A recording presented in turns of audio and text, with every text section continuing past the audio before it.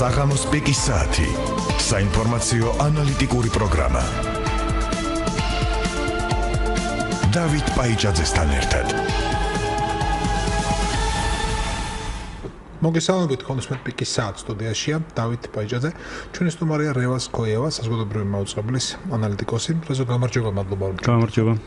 მადლობა მოწვევისთვის. ჩვენ გვინდა დღეს ვისაუბროთ ბოლო დღეების შეიძლება ითქვას ბოლო 4-5 დღის მნიშვნელოვან საერთაშორისო პოლიტიკურ მოვლენებზე. ერთი ეს არის დიდი ოცეულის სამიტი ჰამბურგში, ხოლო მეორე ეს არის შეერთებული შტატების პრეზიდენტის ვიზიტი პოლონეთში და იქ ნათქვამი სიტყვა, რომელიც ფიქრობ შეიცავდა ფრიად საყურადღებო აქცენტებს.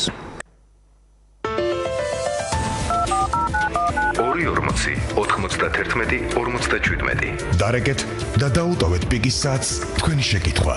წინადადება ან სურვილი. საზოგადოებრივი რადიო უსმენს და ითვალისწინებს მოქალაქეთა აზრს. 2-41-57. ერთად შევქმნათ ჩვენი დღის წესრიგი. პიკის საათი.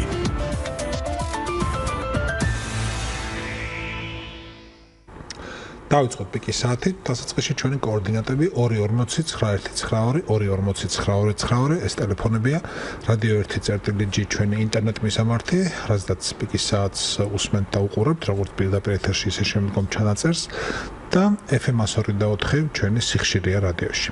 კიდევ ერთხელ ნომრები 2-40-91-92, 2-40-92, როგორც გითხარით, საუბარს ვიწყებთ დიდი ოცეულის სამიტით, რომელიც ჰამბურგში დასრულდა გასულ კვირას და 3 დღეს გრძელდებოდა.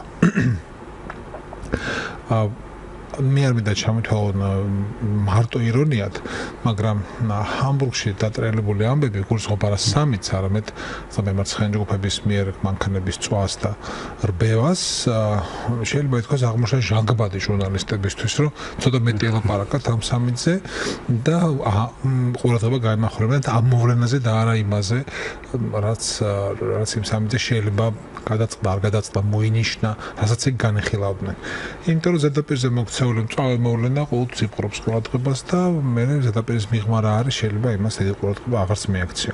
და დღეს მინდა ჩვენ ეგრე არ გავაკეთოთ, პირიქით მივაქციოთ ყურადღება, მით უმეტეს რომ სამიტის დღის წესრიგში შედიოდა სირიისა და უკრაინის კრიზისი, ბირთვული პასუხისმგებლობის საკითხები, საერთაშორისო პოლიტიკის სხვა პრობლემები, ასევე იქ შედგა სხვადასხვა უმაღლესი დონის შეხვედრების სამიტი მაგისთვისაც იმართება. აღარ ჩამოთვლი ახლა 20 ქვეყანას, რომელიც იქ იყო წარმოადგენელი და შეერთდა მნიშვნელოვან საერთაშორისო ორგანიზაციებს, ყველას, რომელიც ასევე ესწრებოდნენ სამიტს. სამიტებზე არ ვიტყვით, რომ მიიღება რაღაცა საბოლოო გადაწყვეტილებები, მაგრამ გარკვეული ვადით სამიტებზე მიღებული დადებული შეთანხმებები განსაზღვრავს სხვადასხვა კალაპოტს, სხვადასხვა ნაკადს მსოფლიო პოლიტიკაში. საინტერესოა, არ ვიცი რა ვადით, მაგრამ რამდენიმე თვით მაინც რა მიმართულებით იქნება პროგნოზირებადი საერთაშორისო პოლიტიკა ამ სამიტის მერე, თუ შეიძლება ესე შევხედოთ მის შედეგებს. მოგესალმებით კიდევ ერთხელ. მნიშვნელოვანია გავიგოთ თავიდან თუ რატო შეიქმნა საერთოდ ეს დიდი ოცეულის სამიტი. დიდი ოცეულის სამიტი შეიქმნა 1999 წელს და პირველად იგი შეიკრიბა, ასე ვთქვათ, ფინანსთა მინისტრების და ეროვნული ბანკების ხელმძღვანელების მეთაურობით. ეს სამიტი იყო პასუხი 1998 წლის ფინანსურ კრიზისზე, აზიის ცნობილი ფინანსური კრიზისი, რომელიც აღმოჩნდა პირველი, ასე ვთქვათ, კრიზისი ამ გლობალიზებული ეკონომიკის ხანაში და საპასუხოდ სწრაფად შეიკრიბა, ასე ვთქვათ, ეს 20 უდიდესი ეკონომიკის ქვეყნის ფინანსთა მინისტრები, რომელთაც განაცხადეს, რომ აუცილებელია, ასე ვთქვათ, უფრო მეტი გახსნილობა, უფრო მეტი თანამშრომლობა საერთაშორისო ეკონომიკაში და რომ პროტექციონისტული ნაბიჯები არის არა მხოლოდ არაეფექტური, არამედ უფრო მეტიც კონტრპროდუქტიულიც კი. იქ საუბარი იყო სხვადასხვა თემებზე, მაგალითად სოფლიო სავალუტო ფონდის რეფორმირების აუცილებლობაზე, კვოტების უფრო სამართლიან გადანაწილებაზე და საერთოდ ეს თემა, რომ განვითარებადი ქვეყნები უფრო მეტად უნდა იყვნენ ჩართული მსოფლიო ეკონომიკურ პროცესებში, ეს რეფრენად გაზრდებოდა ხოლმე ამ სამიტს მუდმივად. და სამიტის კიდევ ერთი მნიშვნელოვანი პუნქტი იყო 2008 წლის სამიტი, როდესაც მსოფლიო ფინანსური კრიზისი დაიწყო და სასწრაფო წესით იქნა იგი მოწვეული ვაშინგტონში და იქაც აი დავარმა ქვეყნებმა კვლავ განაცხადეს, რომ ისინი ხარს უჭერენ, ასე ვთქვათ, უფრო მეტ გახსნილობას ეკონომიკაში და უფრო ნაკლებ პროტექციონიზმს. ამ მხრივ ეს სამიტი არის განსხვავებული, იმიტომ რომ პირველად დადგა მომენტი, როდესაც სოფლის ნომერ პირველი ეკონომიკა ახალი პრეზიდენტის მეთაურობით უკვე ღიად აცხადებს ამ პროტექციონისტული პოლიტიკის უპირატესობას. იზოლაციონიზმზე იყო საუბარი, მაგალითად გერმანელები ხშირად საუბრობდნენ, რომ ძალზედ რთულია ამერიკის ამ ადმინისტრაციასთან მოლაპარაკება, რადგანაც ჩვენ პირველად წავაწყდით ამერიკულ ადმინისტრაციას, რომელიც აღგიქონსო გერმანიას არა სტრატეგიულ მოკავშირედ, არამედ გერმანულ ინდუსტრიას აღგიქონსო კონკურენტად საერთაშორისო ბაზარზე. ამიტომაც სამიტის მთავარი მიზანი რაც იყო, ჩემი აზრით იყო ორ კითხვაზე პასუხის გაცემა, ესე იგი, ერთი მხრივ წარმოადგენს თუ არა ეს ეკონომიკური ნაციონალიზმის აღმავლობის პერიოდი დროებით ტალღად, რომელიც მალევე ჩაცხრება, თუ საქმე გვაქვს ასე ვთქვათ ახალ გლობალურ ცვლილებასთან, რომელიც ასე ვთქვათ გარდაქმნის იმ ეკონომიკას, რომელიც მე-20 საუკუნის ბოლოს და მე-21 საუკუნის დასაწყისში არსებობდა. შეიძლება ითქვას, რომ ჰამბურგის სამიტმა ამას ვერ გასცა პასუხი. კი, იქ ბევრი იყო საუბარი თავისუფალ ვაჭრობაზე, იქ საუბარი იყო ტარიფების დაწევაზე, პარიზის კლიმატის ხელშეკრულებაზე გამახვილდა დიდი ყურადღება, რომელიც ტრამპთან დაკავშირებით იყო. ტარიფები საბაჟო და საბაჟო ტარიფებს დიახ. დიდი ყურადღება გამახვილდა, მაგრამ შეიძლება ითქვას, რომ ტრამპი ასე ვთქვათ ვერ გატეხეს და იგი კვლავ თავის პროტექციონიზმზე საუბრობდა, შესაბამისად მხარეები დაიშალნენ ისე, რომ მართალი კომუნიკეს მოეწერა საერთოს ხელი, სადაც უტრიებულად რო ვთქვათ, საუბარი არის რეალურად იმაზე, რომ მხარეები დაუჭერენ ხარჯს ყველაფერი კარგს და ყველაფერი ცუდის წინააღმდეგ გამოვლენ, რეალურად არც არაფერზე არ არის იქ საუბარი. მაგრამ მხარეები დარჩნენ თავთავიანთ პოზიციებზე, ისინი რეალურად ბანაკებადაც კი დაიყვნენ, რაც ადასტურებდა ასე ვთქვათ წინა სასამიტე ვიზიტები, როდესაც ტრამპ მაგალითად პოლონეთში ჩავიდა, სადაც ისაუბრა ეკონომიკის ასე ვთქვათ პოლონური გზის სიახლოვეზე, ამერიკულ გზასთან და იმ იზოლაციონიზმზე და გარკვეულწილად პროტექციონიზმზე საფასხოდ მაგალითად ჩინეთის ლიდერი სი ძინპინი იყო მერკელთან შეხვედრაზე, როდესაც თქვა, რომ პროტექციონიზმი ეს არის ბნელ ოთახში ჩაკეტვა, რის გამოც მერკელის შექებაც კი დაიმსახურა, ასე რომ გარკვეულ ბანაკებად დაყოფა ამ დიდ ოცეულში უკვე გამოჩნდა. ასე რომ ამ მხრივ სამიტმა ნაკლებად იქცია ყურადღება და უფრო მნიშვნელოვანი იყო მან სწორედ ეს უფრო მაღალი დონის ლიდერების შეხვედრები სხვადასხვა ფორმატებში. კი ბატონო, ვიდრე მაგაზე გავაგზავნებთ საუბარს, მოდი განმარტოთ კიდევ ერთხელ ტრამპის პროტექციონიზმის არსი, იმიტომ რომ ეს არ არის ჩვენებური პროტექციონიზმი, ხო, რომ მოდი ჩვენ ავკრძალოთ ან შევზღუდოთ იმპორტი და მოკეთ ისეთ სულ არგუმენტებს, როგორც არის ვთქვათ, პოტენციალზე მოქმედებს თურქეთიდან იმპორტირებული ქათამი, ხა ამ არგუმენტებით არ ლაპარაკობენ ცხადია, ხო? სხვა ქვეყნებში უფრო განვითარებულში. ამიტომაც როდესაც ტრამპი ლაპარაკობს იმაზე, რასაც თქვენ უწოდოთ პროტექციონიზმს, ის ამ სტოს როგორც არ ხმარობს ის ლაპარაკობს, ხო, ის ლაპარაკობს ამერიკელი მწარმოებლის ხელშეწყობაზე, მისთვის მეტი მოგების სასურველობას და ასეთ რაღაცებს. ხო, აი მისი ლოზუნგები რაც არის, მთავარი ლოზუნგი რომ ამერიკა უპირველეს ყოვლისა და მის თანამდევი რომ იყიდე ამერიკული და საქმე ამერიკელი, სწორედ ამერიკული წარმოების ხელშეწყობას გულისხმობს ტრამპის წინასაარჩევნო პროგრამა, სწორედ ამაზე იყო ორიენტირებული, რომ იგი პირდებოდა ასე ვთქვათ, აი ჟანგის სარტყელის შტატებს და სხვა შტატებსაც, რომელთაც შედარებით ასე ვთქვათ რთულად გადაიტანეს ეს გლობალიზაციის პერიოდი, რომ დააბრუნებდა ამერიკულ საწარმოებს, კვლავ აღადგენდა ასე ვთქვათ ამ შტატების კეთილდღეობას.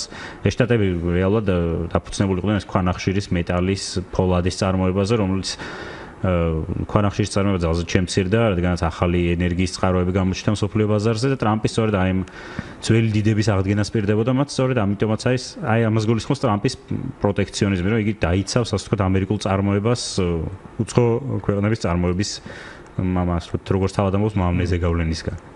ხო, მაგრამ თუ კი ამორჩევლის მანდატი მას ამისთვის ერგო გამოდის ხوار გადააგდებს ამორჩევს. ხო, ანუ შესაძლოა შეასრულოს კიდეც რა. ხო, ამას ცდილობს და მაშინ მოდი განმარტოთ ცოტა უფრო დეტალურად კოლიზია თუ კონფლიქტი, რომელშიც მოდის ტრამპის პოლიტიკა დანარჩენ მსოფლიოსთან. ხო, თუ დავაკვირდებით ასე ვთქვათ სოფლიო ეკონომიკურ პროცესებს, ევროკავშირის მაგალითი არის ცალსახა, როცა ევროკავშირი მიდის ასე ვთქვათ უფრო მეტი გახსნილობისკენ, როგორც ერთმანეთთან ასევე სხვა ქვეყნებთან, მაგალითად ამ სამიტზე გაფორმდა თავისუფალი სავაჭრო შეთანხმება ევროკავშირსა და იაპონიას შორის, როგორც ვიცი მზადდება კანადასთანაც თავისუფალი სავაჭრო შეთანხმება. ტრამპი მოსვლიდანვე და ასე ვთქვათ ამის სწორედ ამ გლობალური თავისუფალი სავაჭრო შეთანხმებების წინააღმდეგ გამოდის, განსაკუთრებით იგი ემტერება სავაჭრო ბლოკებს.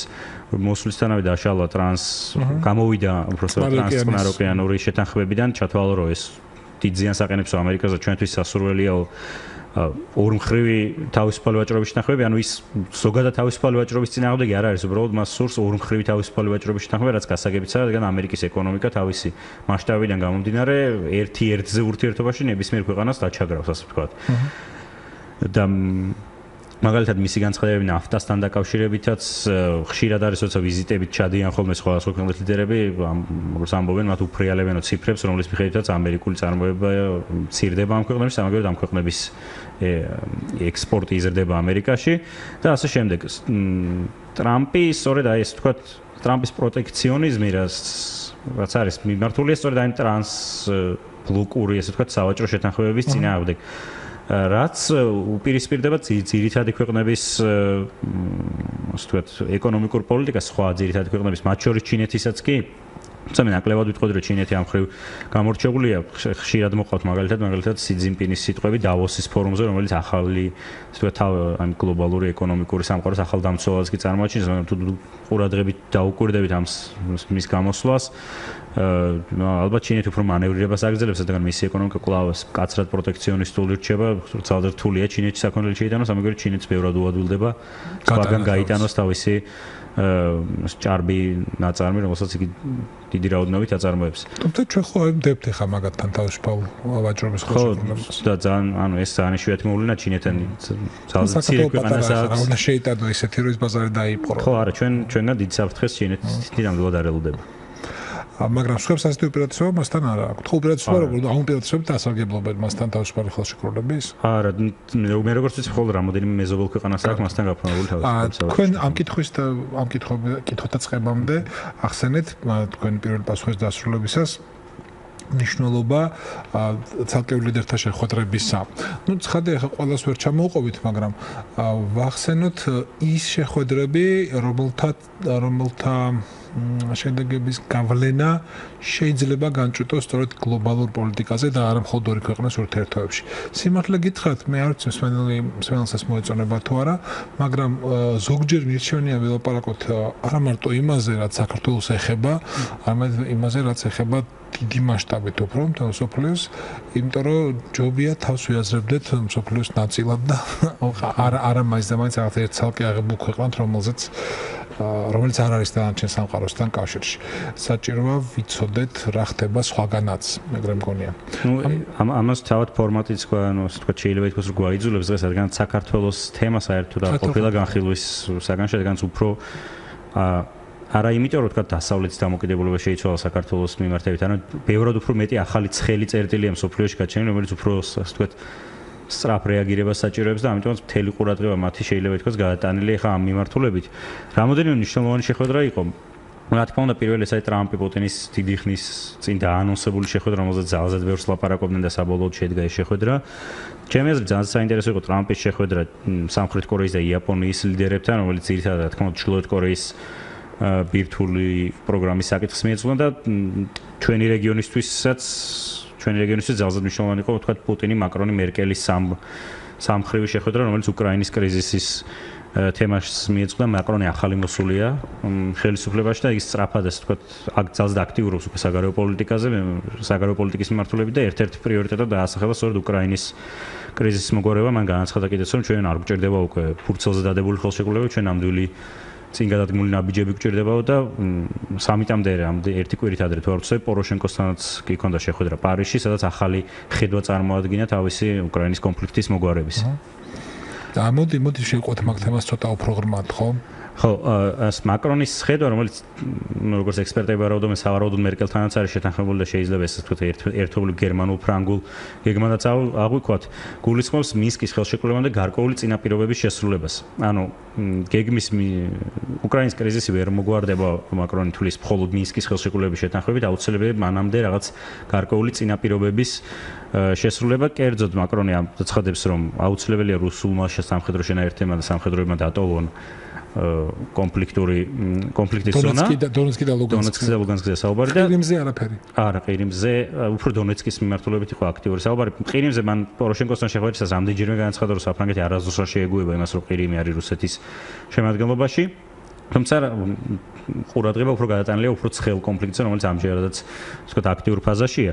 მეორე რაც მნიშვნელოვანი იყო მაკრონის გეგმაში, ეს არის ეუთოს დამკვირვებლების განთავსება საზღვარზე. საზღვარად ითვლება ეს თქო უკრაინის დანარჩენი ნაწილის და დონბასის და ადმინისტრაციულ საზღვარზე, რაც ორივე ეს მიმართულება რუსეთის არის კატეგორიულად მიუღებელი.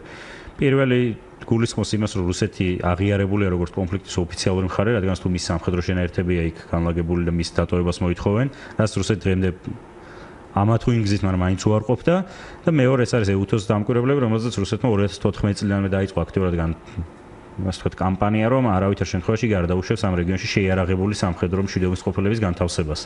სამისად რა მიმართულებით წავა ამ ხრივ მოლაპარაკებები, ეს ცოტა რთული განსაზღვრა, საერთოდ ძალზე ცოტა განცხადება გაკეთდა ხოლმე დიდი ოცეულის სამიტზე შეხვედრების შემდეგ. თითქმის არაფერი არ უთქვამთ თუ როგორ გაიმართა ეს მოლაპარაკებები, რა შედეგებს მიაღწიეს. ასე რომ ეს საკითხი ცოტა ბუნდოვანად რჩება.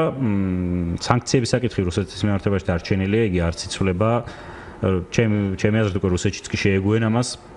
თუ დავაკვირდებით რუსულ პრესას ვთქვათ 2015-2016 წლებში ძალზე აქტიურად აანონსებდნენ იმას, რომ ვთქვათ ევროკავშირის რომელიღაც წევრი ქვეყანა ვთქვათ ანუ უნგრეთი ან იტალიის ლიდერი გამოვიდა და განაცხადა, რომ აი სანქციები რუსეთის მიმართ არა ეფექტურია და ამას ხშირად ატრიალებდნენ რუსულ პრესაში და საუბრობდნენ, რომ აი დღე-დღეზე შეიძლება მოგვიხსნან ეს სანქციები, თუმცა შემდეგ აღმოჩნდებოდა, რომ ახალი მოლაპარაკებების შემდეგ სანქციები კვლავ გადავადდებოდა მომდენო 6 თვით. შესაბამისად რუსეთს შეეგუენ უკვე, რომ სანქციების მოხსნა არ არის მოსალოდნელი, რაც დაადასტურა როგორც მაკრონმა, ასევე დონალდ ტრამპმაც კი, რომელმაც თქვა, რომ სანქციები უკავშირდება ცალსახად მინსკის ხელშეკრულების შეთანხმებას. შეთანხმების შესრულებას. თუ რუსეთი შეასრულებს ამ შეთანხმებას, შემდეგ უკვე შესაძლებელი იქნება მისთვის აი ეკონომიკური სანქციების მოხსნა. მინსკის ხელშეკრულების ძირითადი პუნქტები შეგვიძლია გავიხსენოთ. მინსკის ხელშეკრულების ძირითადი პუნქტები სწორედ აი ამას გულისხმობს, რომ ასე ვთქვათ, უკრაინის ტერიტორიულ მთლიანობაზეა ეგ საუბარი, აუცილებელია იქ რეფერენდუმის ჩატარება, თუმცა რეფერენდუმის საკითხი არ არის დონეცკის და ლუგანსკის ოლქების დამოუკიდებლობის საკითხი. არა ის კი იმ რეგიონებში ტარდება, თუმცა აუცილებელია ჯერ დევნილების დაბრუნება, როგორც ამომენტ, თუმცა რეფერენდუმის საკითხი არ არის ამ ოლქების დამოუკიდებლობა, რეფერენდუმის საკითხი უნდა იყოს ამ უკრაინის ფედერალიზაცია. როდესაც დონეცკის და ლუგანსკის ოლქებს ექნებათ განსაკუთრებული სტატუსი და რუსეთის ესე ვთქვათ თავარი მოთხოვნაა, რომ მათ უფლება ჰქონდეთ საგარეო პოლიტიკურ გადაწყვეტილებებზე ვეტოს დადების, რაც მიმართულია იმისკენ, რომ ამ ოლქებს შეიძლება თქვა თუ გადაწყდა სამომავლოდ უკრაინა თქვა ნატოში გაწევრიანდეს ან ევროკავშირში შეიძლება მათ დაბლოკონ ეს გადაწყვეტილება. კახეთმა რომ დაბლოკოს ახლა. ნუ დაახლოებით ესეთი საქართველოს წრაფა. კარგი. მოდი შევხედოთ ახლა სხვა რამეს. ხო, თქვენ ახსენეთ პუტინისა და ტრამპის შეხვედრა, ეს ხო პირველი შეხვედრა უმაღლეს დონეზე ამ ორი ქვეყნის ლიდერს შორის და მიანიშნეს, მაგრამ ტილერსონმაც მიანიშნა, რომ დღის წესრიგი მათი შეხვედრაზე ჩამოყალიბებული არ იყო. უბრალოდ შედგა სამიტი, სადაც ამ ორი ქვეყნის პრეზიდენტებიც ხვდებოდნენ და როგორც ჩანს დიპლომატიური ეტიკეტი მოითხოვდა, რომ შეხვედროდნენ, იმიტომ რომ რაღაცა კაფეო სასაუბრო და შეთანხმებული საკითხები წინასწარ მათ შეხვედრას არ ქონია. ესეთი საბჭოთა რჩეულა შორიდან და შეუერაღებელი თვალისთვის. თქვენ გეკითხებთ, როგორ შეერაღებულ თვალს? ხო, რაც შეეხება პუტინისა და ტრამპის შეხვედრას, რომელიც უკვე ტრამპის მოსვლისთანავე დაიწყო უკვე საუბარი, ძალზედ ბევრი ფორმატი განიხილებოდა ჯერ რა პირობებში შეხვდებოდნენ ეს ადამიანები. ერთმანეთს თავიდან საუბარი იყო, რომ საერთოდ ეს იქნება ტრამპის პირველი საგარეო პოლიტიკური შეხვედრა და მე თვალი მომკარია საუბარი იყო რეიკიავიკზეც კი, როგორც ახალი, ესე ვთქვათ, კურსის დაწყების ქალაქზე. იყო საუბარი იმაზე, რომ ტრამპი მაგალითად ბრიუსელში ნატოს სამიტის შემდეგ შეხვდებოდა პუტინს რომელიმე ნეიტრალურ ევროპულ ქვეყანაში. ასე იყო მაგალითად ბუშის და პუტინის შეხვედრაც, რომელიც სლოვენიაში გაიმართა, თუმცა საბოლოოდ ერთ-ერთ ფორმატზე ვერ შეთანხმდნენ სხვადასხვა მიზეზების გამო და საბოლოოდ შეხვედრა შედგა ისეთ ვითარებაში, რომელიც ასე ვთქვათ, ალიბის აძლევდა ორივე მხარეს, რომ დიდი ოცეულის სამიტია, ყველა იქ არის და ჩვენც ერთმანეთს შევხვდით. ძალზედ ბევრი საუბარი მიდიოდა ჯერ კიდევ შეხვედრამდე ქრონომეტრაჟზე, რომ რამდენი ხნით შეხვდებიან და ეს ვის სასარგებლოდ იქნება. პესკოვი მაგალითად განაცხადა, რომ 1 საათიანი იქნება ტრამპის ადმინისტრაციამ, დაახლოებით საათი ნახევარზე ისაუბრა, საბოლოოდ გაგრძელდა 2 საათზე მეტ ხანს. შეხვედრა რაც მოსალოდნელიც კი იყო, რადგან ცხადია, რომ ორივე მხარე ასე ვთქვათ, ეცდებოდა შეხვედრის გაჭიანურებას. პუტინისთვის ეს სასურველი იყო იმ თვალსაზრისით, რომ თითქოს ამერიკასთან დაიწყო გარკვეულწილად ურთიერთობების დალაგება და რუსულმა პრესამ ეს სხვაგვარად აიტაცა. ესეთ იმასაც კი წავაწყდით სათაურსო, ასე ვთქვათ, მელანია ტრამპმა ძლივს გამოსტაცაო, ასე ვთქვათ, პუტინს დონალდიო. საპირისპირო ტრამპისთვისაც მნიშვნელოვანი იყო დიდხნიანი შეხვედრა, რადგანაც იგი აჩვენებდა, რომ მზად არის, ასე ვთქვათ, რუსეთთან ახალი მოლაპარაკებების დასაწყება. ტრამპის, ასე ვთქვათ, მუდმივი განცხადებები კეთდებოდა იმაზე, რომ მას იგი არის, ასე ვთქვათ, საუკეთესო მომლაპარაკებელი, მას შეუძლია კარგი შეთანხმებების მიღწევა. და რომ აი ეს ვთქვათ ობამა და ჰილარი კლინტონი იყვნენ ცუდი მომლაპარაკებლები და არანაირი საგარეო პოლიტიკური მას ფაქტორებს აქ მნიშვნელობა არ აქვს, უბრალოდ საქმე არის ასე ვთქვათ პროფესიონალიზმში რბილად რო ვთქვათ და ტრამპი უფრო მაგარი პროფესიონალია და ამიტომ უფრო მიაღწევს რუსეთთან შეთანხმებებს. გარკვეულწილად ასე ვთქვათ სხვადასხვა თემებზე იყო იქ საუბარი, სამი თემა გამოიყო, რომელიც ყველაზე მნიშვნელოვანია, ეს იყო სირიის საკითხი, უკრაინის საკითხი და ეს იყო კიბერუსაფრთხოების საკითხი. სირიის საკითხზე მოხდა გარკვეული შეთანხმების მიღწევა, კერძოდ სამხრეთ-დასავლეთ სირიაში, რომელშიც დღეს ბრძოლები მიმდინარეობს, მოხდა ცეცხლის შეწყვეტის შეთანხმების მიღწევა. რეალურად ეს გულისხმობს, ასე ვთქვათ, რუსეთის მიერ მხარდაჭერილი ასადის არმიის და ამერიკის მიერ მხარდაჭერილი ოპოზიციური ძალების დაშორიშორებას ერთმანეთისგან და სავარაუდოდ, როგორც ვარაუდობენ, ამ შეთანხმებას ალბათ მიებმება აი ასტანის მოლაპარაკებების დროს რუსეთის, თურქეთის და ირანის მიერ გაცხადებული დეესკალაციის ზონების შექმნის საკითხიც და საბოლოოდ თავარი მიზანი იქნება, ასე ვთქვათ, სირიაში ისლამური სახელმწიფოს განადგურების შემდეგ ტერიტორიების გადანაწილების საკითხი, თუ ისლამური სახელმწიფოსგან გათავისუფლებული ტერიტორიები ვის დარჩება იგი ასადს თუ დარჩება ის ოპოზიციურ ძალებს. მოკლედ სირიის დაშლის საკითხი განეხილება ლამის შეიძლება. შეიძლება ითქვას, რომ ძალზედ ასე ვთქვათ ბუნდოვნა ჩანს სირიის როგორც ერთიანი სახელმწიფოს კვლავ აღდგენის თემა, რადგანაც იქ მრავალი ძალას აქვს უკვე ტერიტორიები განაწილებული, არსებობს ასადის ნაწილები, რომელიც დასავლეთ სანაპიროს აკონტროლებს. ისლამური სახელმწიფოს კურთების ინტერესი იღუძებს ბუნებრივია, ერაყის ინტერესი ასევე. ძალზედ ბევრი ძალაა, ტრამპი და ამერიკის შეერთებულ შტატებს სურთ, რომ აი ახლა ის ტერიტორიები, რომლებიც ახლა თავისუფლდება ისლამური სახელმწიფოსგან, რაქაზეა საუბარი, კერძოდ და სხვა მიმდებარე ტერიტორიებზე, ის დარჩეს ოპოზიციის განკარგულებაში და შემდეგ წავიდეს უკვე მოლაპარაკებები ახალი სახელმწიფო მოწყობის შესახებ. ამ მხრივ გარკვეულ შეთანხმებას, ასე ვთქვათ, შეიძლება ითქვას, რომ მხარეებმა მიაღწიეს. საქართველოში არასაექსპერტო დონეზე და არაპოლიტიკურ დონეზე ეს არც ვერ მოასწრეს, არ ვიცი, არ ჩათვალეს საჭიროდ. არამედ ასე ვთქვათ, ხალხურ დონეზე, სოციალურ ქსელებსაც ვადევნებდით ვაყურს, მოხვა რეაქცია პუტინის და ტრამპის შეხვედრის იმ ნაწილს, რომელიც ეხებოდა კიბერუსაფრთხოებას. ამ შეხვედრის დამთავრების შემდეგ შეერთებული შტატების სახელმწიფო მდივანმა რეკს ტილერსონმა თქვა, რომ პრეზიდენტმა ტრამპმა დაუსვა პუტინს შეკითხვები რუსეთის ჩართულობის შესახებ საპრეზიდენტო არჩევნებში, რუსი ჰაკერების ჩართულობის შესახებ. რასაც პუტინი უარყოფდა სულ, ხალხო დაინასტურებინა. სულ უარყოფდა, რასაც ვფიქრობ ის ადრეც აკეთებდა, გულისხმობდა უარყოფას. და შემდეგ ტრამპმაც განმარტა ტვიტერში, ის ძალიან აქტიურია მოგეხსენებათ, მსმენელის გასაგვანთავობ ამ სოციალურ ქსელში ტვიტერში თქვა, რომ მართალია რუსეთთან ერთად სამუშაო ჯგუფის, ერთობლივი სამუშაო ჯგუფის შექმნის იდეას ჩვენ განვიხილავდით პუტინთან შეხვედრის დროს, მაგრამ არანაირი კონკრეტული შეთანხმებისთვის არ მიგვიღწევია. ასე თქვა. ასე რომ ხო, ამ კიბერუსაფრთხოებას პატარა ამბავშიც თანამშრომლობა მათ შორის არ შედგა. კიბერუსაფრთხოებას რაც შეეხება, ეს არის საერთოდ ახალი თემა ამერიკა-რუსეთის საკითხებში, როგორც ფენელს მოიხსენება, წინა შეხვედრების დროს თავარი თემა, ასე ვთქვათ, ამერიკას და რუსეთს შორის ეს იყო ბირთვული იარაღი და ბირთვული განიარაღება, სტრატეგიული შეთანხმებები, ბირთვული იარაღის გავრცელებლობის შესახებ, ხოლო ახლა ორივე მხარემ შეიძლება ითქვას, რომ აღიარა, რომ კიბერ იარაღიც წარმოადგენს მნიშვნელოვან საფრთხეს. ამასაც შეუძლია გამოუსწორებელი ზიანი მიაყენოს სხვა ქვეყანას. ექსპერტებმა, როგორც მე ვნახე, ამაში ფარული ისიც დაინახეს, რომ ახან ეს თემა განიხილეს, ეს ფაქტიურად ნიშნავს იმის აღიარებას, რომ რუსეთი ერეოდაო ამერიკის არჩევნების შედეგების, ასე ვთქვათ, კორექტირებაში.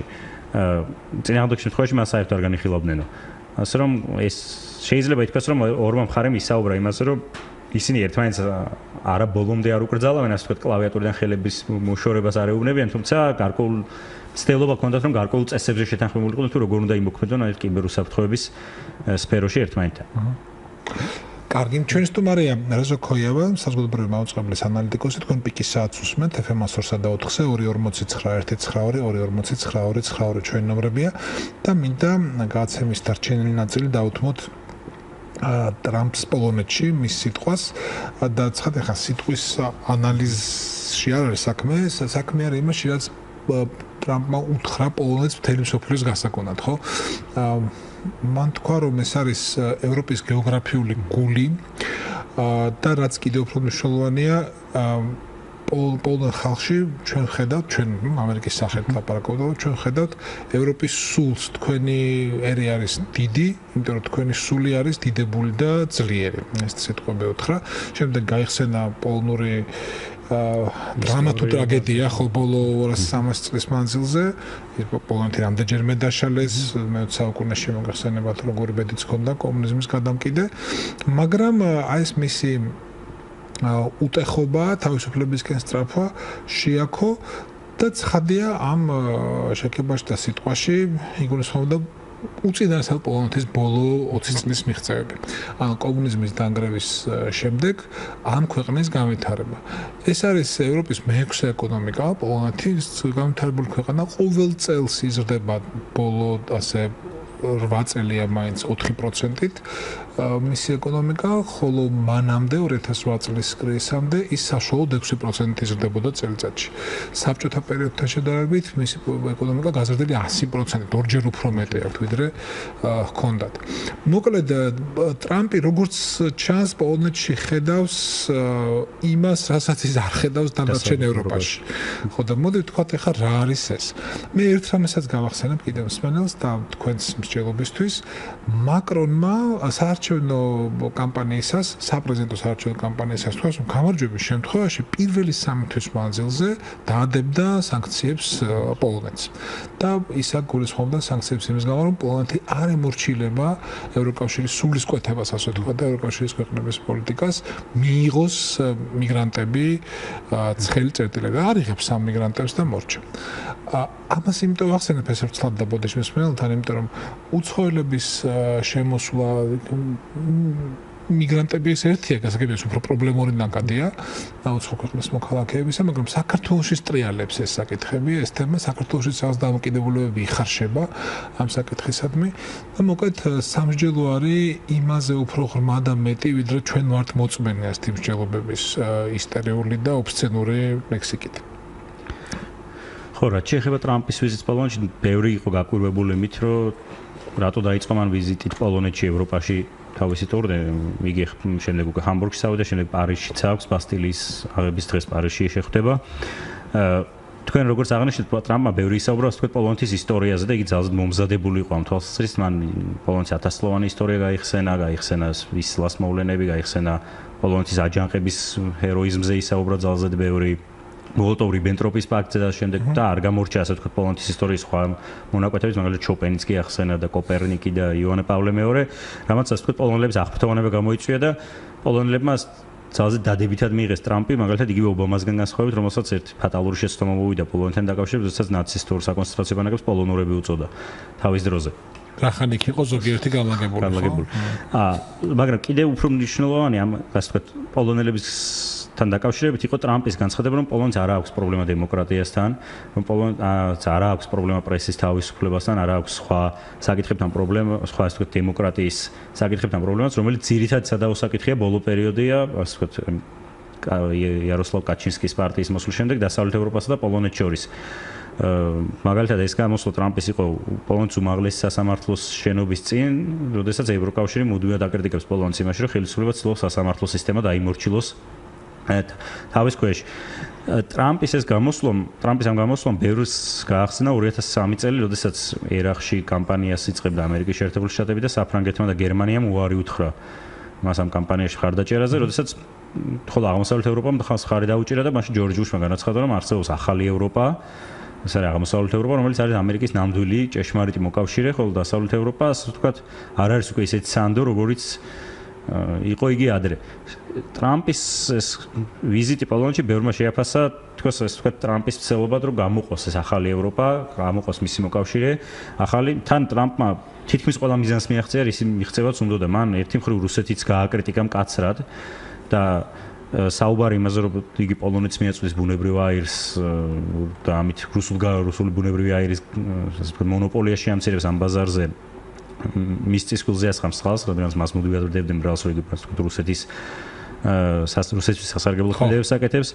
მან ერთი მხრივ ასევე აჩვენა პოლონელებს, რომ ასე ვთქვათ, მათ უკან დგას ამერიკის შეერთებული შტატები, რომელიც იდეოლოგიურად იზიარებს პოლონეთის ხედვებს, ანუ ტრამპმა ბევრი ისაუბრა ტრადიციონალიზმზე, ასე ვთქვათ, კონსერვატორულ მიდგომებზე, პოლონელთა რელიგიურობაზეც კი გაამახვილა ყურადღება.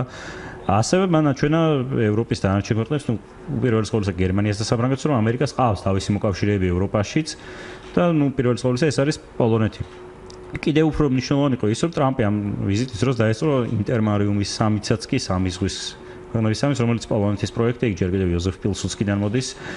პილსუდსკი თვლიდა, რომ აი აღმოსავლეთ და სამხრეთ ევროპის ქვეყნების გაერთიანებას უნდა აღმოეჩინა მთავარი წინააღმდეგობა რუსეთისთვის. ძალზედ ბუნდოვანი იყო ეს სამიტი, მანამდე სულ ერთხელ გაიმართა, რომელზეც აღმოსავლეთ ევროპის ქვეყნებიც პოლონეთი 20 ქვეყანა შედის აღმოსავლეთ ევროპის, ხორვატიამდე და იქ ქვემოთ უკვე ბულგარეთამდე ჩადიან. სამი ზღვას აერთიანებს. საქართველოს წერია? არა, საუბარია უკრაინას შედის ამგვარად. საუბარია ბალტიის ზღვაზე, შავ ზღვაზე და ადრიატიკის ზღვაზე, აი, წევრი ქვეყნებზე. შარშა რომელიც სამიტის გაიმართა, იქ ბევრი თვითონ ამ ქვეყნებიდან არჩევდა და წელს პირადად ტრამპი რო დაესწრო, ეს უკვე ძალზედ მნიშვნელოვანი იყო პოლონელებმა, შემდეგ სასწრაფოდ მოუწიეთ, ეს ვროცლავში იყო სამიტი დაგემილი, ვარშავაში გადაეტანათ. ასე ვთქვათ, ტრამპის ამ ვიზიტის მთავარი მიზანი იყო ეჩვენებინა დასავლეთ ევროპისთვის, რომ მას ევროპაში ყავს თავისი, ასე ვთქვათ, დასაყრდენი თავისი მოკავშირე ქვეყნები, რომელთან ერთადაც იგი აპირებს სამომავლო თანამშრომლობასაც, გარკვეული შეთანხმებებსაც მოეწერა ხელი, მაგალითად სამხედრო შეიარაღების მიყიდვის შესახებ და ძალზედ კმაყოფილები დარჩა ორივე მხარე.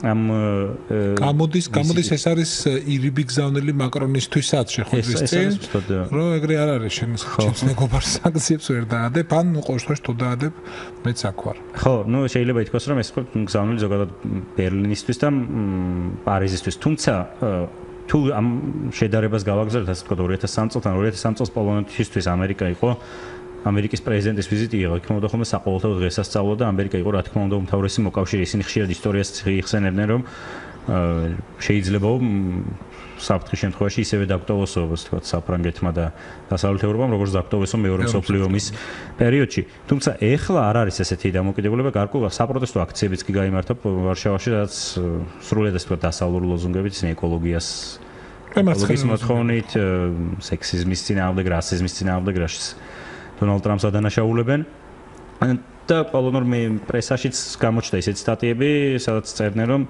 კი რა თქმა უნდა ამერიკა მთავარია, კი რა თქმა უნდა ამერიკა ჩვენთვის მთავარი მოკავშირეა, მაგრამ ბერლინი და პარიზი ჩვენი მოკავშირეები არიან და მათთანაც საჭიროა ურთიერთობების დალაგება. თუმცა ეს ტრამპის აღმოსავლეთ ევროპული პოლიტიკური მმართველობა ჯერ კიდევ შეუსწავლელია და საინტერესო ამ მხრივ რა ნაბიჯებს გადადგამს იგი სამომავლოდ. ობამას პერიოდში ისე ჩანდა, რომ თითქოს აი აღმოსავლეთ ევროპამ ამერიკის საგარეო პოლიტიკურ პრიორიტეტებში ესე ვთქვათ არიერგარდში გადაინაცვლა, თუმცა ტრამპი ცდილობს მის კვლავ დაბრუნებას, თუ ევროპული ტურნე მან პოლონეთში ვიზიტით დაიწყო, ერთ-ერთი პირველი, ვინც მან თეთრ სახლში მიიღო, იყო მაგალითად რუმინეთის პრეზიდენტი. ანუ ის ძალიან დიდ ყურადღებას აქცევს ამ რეგიონს. ხო, მოგეთ გასაგებია ერთი მხრივ აქცენტი მთლიანად აღმოსავლეთ ევროპაზე, ოღონდ მაინც უბრალოდ გამოხატული აქცენტი, ახლა ერთ სიტყვაზე ვერ დააფუძნებთ მსჯელობას, მაგრამ მეორე მხრივ აი ეს ძალიან კაფიოდ გამოხატული მხარდაჭერა და ქება პოლონეთისა შეიძლება იგულვო, მოდით ვთქვათ ასე, იმაში, რომ მოგეთ ტრამპი პოლონეთში ხედავს იმ ღირებულებებს, რომელიც აზიაროა მისთვისაც. პირადად მისთვის, ასე ვთქვათ. ხო, ეს არის ლიბერალური ეკონომიკა, ასეთები არიან. დემოკრატია უთხოვნო სავსებით საკმარისი გაქვთ და ჩვენ აქ მივადექით, მე არც დრო გვეყოფა თუ არა, სულ 6 წუთი მივადექით საკითხს დასავლური ღირებულებების შესახებ. რა უფრო მნიშვნელოვანი დასავლური ღირებულება, რომელია დასავლური ღირებულება? ის, რომელსაც რომლის აღსარებელი არის ტრამპი და რომლის არსებობასაც ის აღიარებს და აქებს აღმოსავლეთ ევროპაში და პოლონეთში თუ უფრო ის რომლის აღსარებლები არიან თავიანთი პოლიტიკით დასავლეთ ევროპის ქვეყნები. ამ შემთხვევაში ლაპარაკია ტოლერანტობის პოლიტიკაზე, კარგახსნილობის პოლიტიკაზე, მიგრანტების შემოშობის პოლიტიკაზე, რომლის სიკეთე თუ არა სიკეთეები ევროპამ ნახა კიდეც და იწვნია.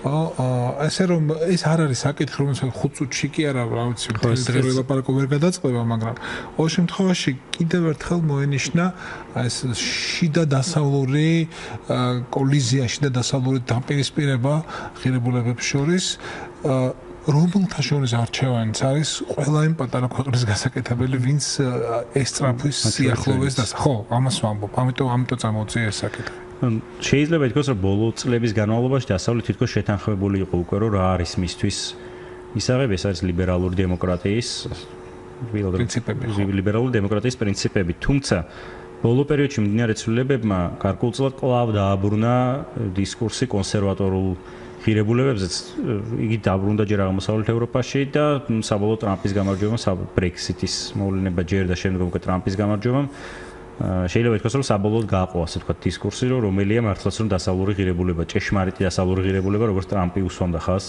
პოლონეთში სიტყვით გამოსვლის დროს. ამ შემთხვევაში შეიძლება ითქვას, რომ ეს ამ თემის დაბრუნება გამოიწვია სწორედ აი მიგრანტთა კრიზისმა და იმ კრიზისმა რაც შეექმნა რაზეც ხშირად საუბრობენ ხოლმე აი მულტიკულტურალიზმი, რომ ვერ მოხდა ამ ჩამოსული მიგრანტების ასიმილაცია, ვერ მოხდა მათი ჩართულობა საზოგადოებაში. ხელახლა დაბრუნდა ევროპულ აკულტურაცია როგორც ხო ხელახლა დაბრუნდა ასე ვთქვათ ევროპაში სუვერენიტეტის საკითხიც კი თუ სუვერენიტეტის წყარო ითვლებოდა რომ მონარქიების დანგრევის შემდგომ არის ხალხი მანამდე ხალხი ეს იყო მართალია ასე ვთქვათ სოციალურად ყოველთვის განსხვავებული იყო იგი ან სხვადასხვა ფენებში იმყოფებოდა მაგრამ კულტურულად იყო ყოველთვის ერთგვაროვანი ეხლა მიგრანტთა დიდი მიგრაციების შედეგად რომელიც მე-20 საუკუნეში მოხდა უკვე საზოგადოება არა მხოლოდ სოციალურადაა დაყოფილი არამედ უკვე კულტურულადაც კია დაყოფილი რაც აჩენს სწორედ აი ამ დილემას რომ როგორ უნდა მოხერხდეს აი ამ პრობლემების გადაწყვეტა. შესაბამისად, ცხადია რომ ამ მიგრანტთა საკითხებს ვერ გადაწყვეტს ხოლმე ასე ვთქვათ ძალოვანი სტრუქტურები და სპეცსამსახურების გამართული მუშაობა და ასე შემდეგ.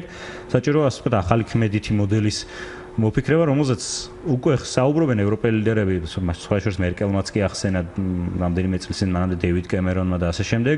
თუმცა ჯერჯერობით ასე ვთქვათ ნათლად არ იკვეთება თუ რას აპირებენ ისინი ამ მიმართულებით თუ რომელი მულტიკულტურალიზმის დასასრულზე მე მგონი სწორედ ამ პერიოდს გულისხმობთ იყო ლაპარაკი არ გაურბოდნენ მსხვილი ქვეყნების ევროპელი ლიდერებიც მაგის სანებას რომ მორჩა ამან თავის თავით და ეს პოლიტიკა აღარ მუშაობს. ხო, თუ გადმოვიტანთ ამ საკითხს მოკლედ რო შევეხოთ საქართველოს თემატიკასაც ქართველთა მარში რომელიც იმართება იქ მისი ასე ვთქვათ ორგანიზატორები ხშირად აცხადებენ აპელირებენ ასე ვთქვათ სწორედ დასავლეთზე ხშირად აპელირებენ იმაზე რომ აი ევროპაშიც არ უნდათ მიგრანტები და არ იღებენ მაგრამ მათ ასე ვთქვათ შეიძლება ითქვას რომ ერთი მთავარი პუნქტი რჩებათ ყურადღების მიღმა იქ თავარი აქცენტი რომელზეც ევროპელი რადიკალი ასე ვთქვათ მემარჯვენეები აკეთებენ აქცენტს არის კრიტიკა ბრიუსელის ბიუროკრატიის და ლიბერალური დემოკრატიის პრინციპის და ამ გლობალური კაპიტალიზმის და ასე შემდეგ ისინი რეალურად გამოდიან აი ნეოლიბერალური ეკონომიკის წინააღმდეგ და არა იმდენად რა თქმა უნდა პროტესტს აქვს კულტურული განზომილებას და ისინი ასე ვთქვათ მიგრანტების ჩამოსვლას საპროტესტებენ თუმცა კულტურული ფაქტორი ანუ ასე ვთქვათ ზიზღი მიგრანტებისადმი იქ ბევრად უფრო ნაკლებია ვიდრე აი არ კულტივირდება ეს ზიზღი ვიდრე მაგალითად საქართველოში აი მარშის ორგანიზატორთან მომხრეთან მხრიდან კი ბატონო მარში ალბათ იქნება ჩვენ თემა ერთხელ მაინც თუმცა მე როგორც კი ამ მარშის მოწყობის ამბავი გავიგე ეგრევე გამოჩნდა კითხვა შინაგან საქმეთა სამინისტრო საქართველოში ფიქრობს და ემზადება თუ არა იმისთვის რომ საცაეს მარში ჩაივლის იმ ქუჩებზე იქნას მშვიდობიან მოქალაქეთა უსაფრთხოება მუზრუნველყოფილი და ყველანაირი პროვოკაციისგან ძალადობისგან უნდა იქნეს ეს ხალხი დაცული სულ ერთია იქ ქართველი დგას არაბი დგას თურქი დგას ნუ ვინ დგას აბსოლუტურად სულ ერთია და ჩვენ არ ვიცით რას მოემოქმედებს ადამიანები როცა ისინი მოიქოქავენ თავს რეზო დიდი მადლობა თქვენ რეზო ქოიავა საზოგადოებრივი მაუწყევბლის ანალიტიკოსი იყო ჩვენი სტუმარი დღეს ვეხებოდით დიდი ოცეულის სამიტს ჰამბურგში და პოლონეთში შეერთებული შტატების პრეზიდენტის ვიზიტს, რომელიც გამოყვანა სხვა საკითხებსაც. მადლობა თქვენ საუბრისთვის. დიდი მადლობა მოწვევისთვის. თინა სამბაძე, ხმის რეჟისორი, ნინო რამიშვილი პროდიუსერი, დავით პაიჭაძე, წამყვანი დღევანდელი გადაცემის. ხვალ შევხვდეთ ერთმანეთს სამშაბათს, ნახვამდის.